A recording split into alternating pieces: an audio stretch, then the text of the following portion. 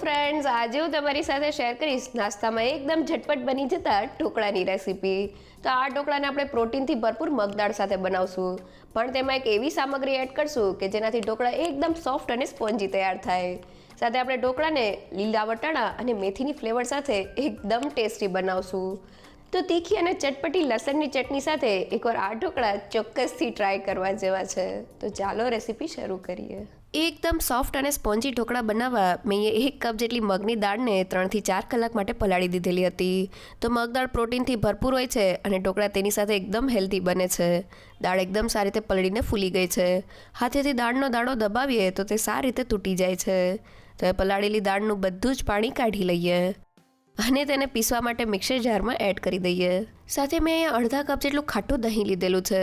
તો જેને એકદમ સહેલું માપ 1 વાટકી મગદાળ સાથે આપણે તેનાથી અડધું એટલે કે અડધા કપ જેટલું ખાટું દહીં લેવાનું છે. દહીં ખટાશવાળું હશે તો ઢોકળા એકદમ ટેસ્ટી બનશે. સાથે તીખાશ માટે 2 થી 3 લીલા મરચાંના ટુકડા. તો ઢોકળામાં તીખાશનું પ્રમાણ થોડું વધારે હોય તો ખાવાની ખૂબ જ મજા આવે છે. સાથે 1 ઇંચ જેટલા આદુના ટુકડા અને મેં અહીંયા અડધી વાટકી જેટલા ફ્રેશ લીલા વટાણા લીધેલા છે. શિયાળાને લીધે લીલા વટાણા સિઝનમાં છે, તેની સાથે ઢોકળા બહુ જ ટેસ્ટી બને છે. અને હવે ફક્ત 1/4 કપ જેટલું પાણી એડ કરી દઈએ. તો આપણે બેટરને થોડું થીક રાખવાનું છે, એટલે પીસતી વખતે વધુ પડતું પાણી એડ ન કરવું. અને હવે બધી જ વસ્તુને ગ્રાઇન્ડ કરી લઈએ. તો બધી વસ્તુ ગ્રાઇન્ડ થઈને આપણું બેટર તૈયાર થઈ ગયું છે. તૈયાર થયેલા બેટરનું ટેક્સચર આ રીતનું સેજ દરદરું છે. અહીં આપણે બેટરને સ્મૂથ નથી પીસવાનું. તો હવે તેને મિક્સિંગ બાઉલમાં કાઢી લઈએ. અને હવે ઢોકળાને સોફ્ટ અને સ્પોન્જી બનાવવા માટે મેં અહીંયા રવો લીધેલો છે. તો ઘરમાં રહેલી આ રીતની મોટી ચમચીના માપથી ફક્ત 2 મોટી ચમચી જેટલો રવો બેટરમાં એડ કરી દઈએ. અને હવે વિસ્કરની મદદથી બેટરને એક જ ડાયરેક્શનમાં હલાવતા જઈને 2 થી 3 મિનિટ માટે ફેટી લઈએ. તો બેટરને ફેટવાથી તેમાં હવાના કણ ભરાય છે અને તે એકદમ લાઇટ અને ફ્લફી તૈયાર થઈ જાય છે. તો લગભગ 2 થી 3 મિનિટ જેવું થઈ ગયું છે અને બેટર એકદમ સારી રીતે ફેટાઈ ગયું છે. તો તેને ઢાંકીને 15 મિનિટ માટેનો રેસ્ટ આપી દઈએ, જેથી તેમાં એડ થયેલો રવો એકદમ સારી રીતે ફૂલી જાય. તો આપણું બેટર તૈયાર થઈ ગયું છે. અહીં આપણે મગદાળને પીસતી વખતે વધુ પડતું પાણી એડ નથી કરવાનું. સાથે આપણે બેટરને થોડું દરદરું રાખવાનું છે, જેથી ઢોકળા એકદમ પરફેક્ટ તૈયાર થાય. જો આપણે બેટરને એકદમ સ્મૂથ કરી દેશું તો ઢોકળાનું ટેક્સચર બરાબર નહીં આવે. સાથે આપણે બેટરમાં થોડો રવો એડ કરેલો છે, જે ઢોકળાને એકદમ સોફ્ટ અને સ્પોન્જી તૈયાર કરશે. અહીંયા જો તમારે રવો એડ ના કરવો હોય તો તમે જ્યારે મગદાળ પલાળતા હોય ત્યારે તેની સાથે થોડા ચોખા એડ કરી દેજો. તમારા ઢોકળા પણ એકદમ પરફેક્ટ તૈયાર થશે. તો 15 થી 20 મિનિટ થઈ ગઈ છે અને બેટરને જોઈએ તો રવો એકદમ સારી રીતે ફૂલી ગયો છે. તો હવે તેમાં અડધી ચમચી જેટલો હળદર પાવડર, સ્વાદ પ્રમાણે મીઠું અને ઢોકળાને ખાટો મીઠો સ્વાદ દેવા માટે 1 મોટી ચમચી જેટલી ખાંડ અને ઢોકળા ઠંડા થયા પછી પણ એકદમ સોફ્ટ રહે તેના માટે 1 મોટી ચમચી જેટલું તેલ એડ કરી દઈએ. અને મેં 1 કપ જેટલા સુધારેલા મેથીના પાન લીધેલા છે. તમે તેની જગ્યાએ પાલકના પાનનો ઉપયોગ પણ કરી શકો છો.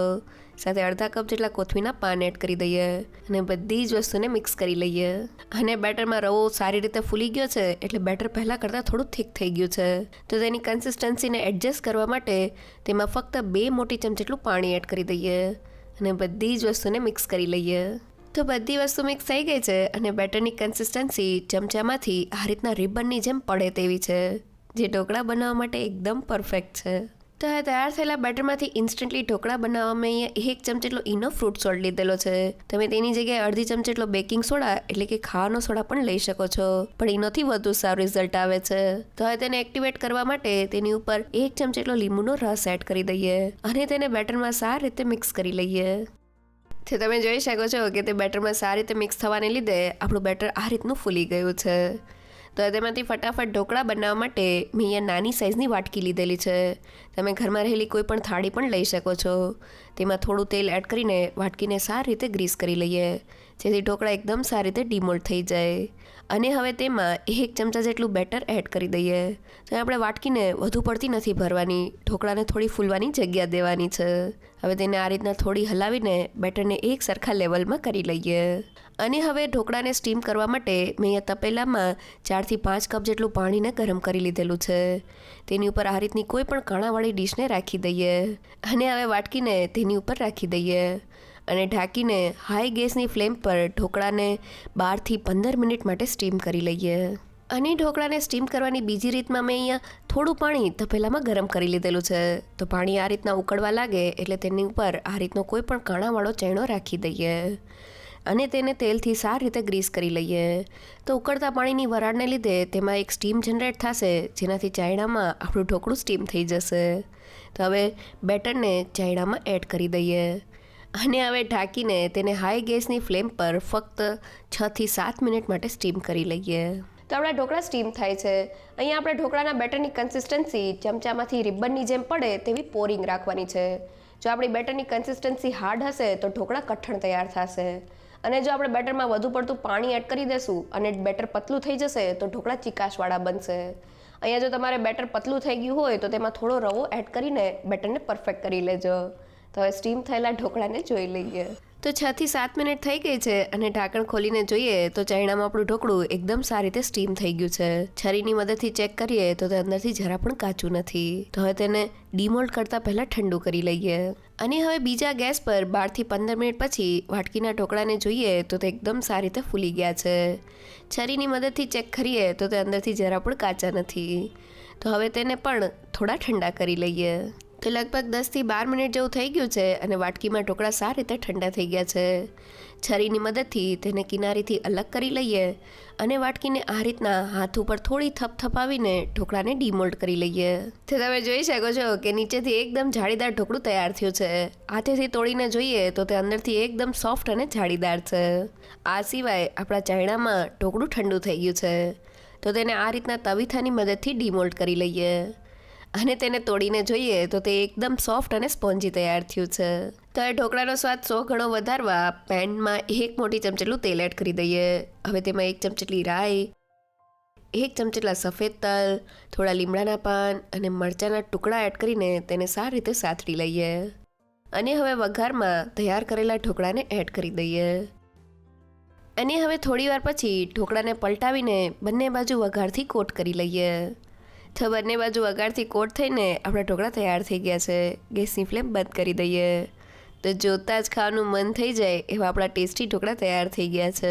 તો આપણા એકદમ સોફ્ટ અને સ્પોન્જી ઢોકળા તૈયાર થઈ ગયા છે. વટાણા અને મેથી સાથે આ ઢોકળા ખરેખર એકદમ ટેસ્ટી તૈયાર થયા છે. તો એકવાર ચોક્કસથી ટ્રાય કરજો. તો એ ઢોકળા સાથે ખાવાની મજા આવે તેવી લસણની ચટણી બનાવી લઈએ. મેં અહીંયા 15 થી 16 નંગ જેટલી લસણની કળી લીધેલી છે.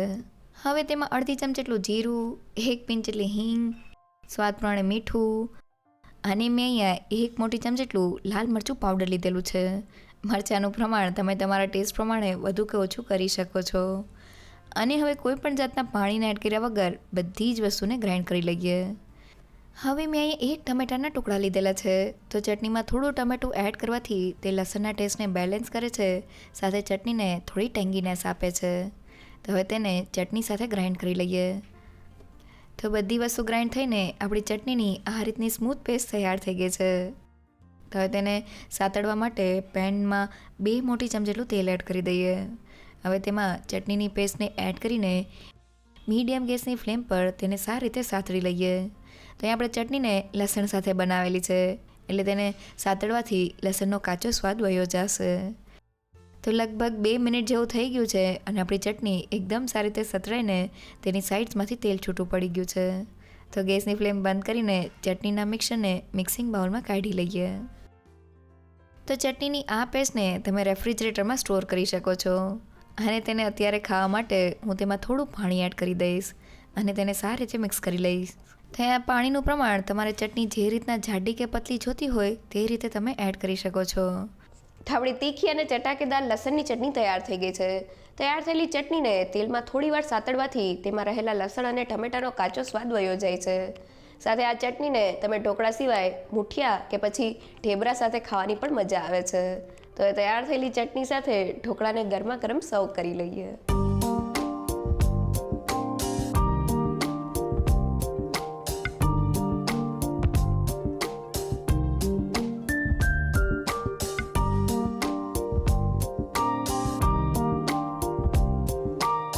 તો મગદાળ સાથે તમે ઢોકળા ઘણીવાર બનાવ્યા છે, પણ વટાણા અને મેથીની ફ્લેવર સાથે એકવાર આ ઢોકળા ચોક્કસથી ટ્રાય કરવા જેવા છે.